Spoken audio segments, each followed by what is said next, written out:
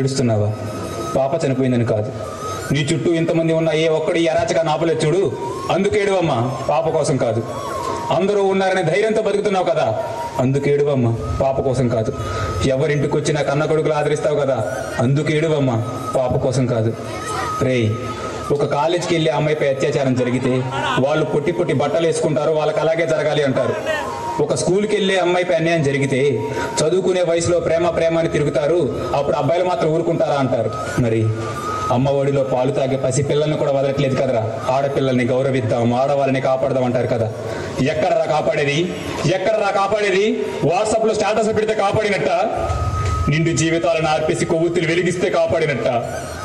కొట్టినా మారక, తిట్టినా మారక, ఆడవాళ్ళ జోలికి వస్తే చంపేస్తామన్నా మారకపోతే ఎలారా?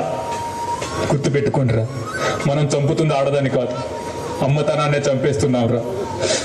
ప్లీజ్ రా, వాళ్ళని బతకనివ్వండి.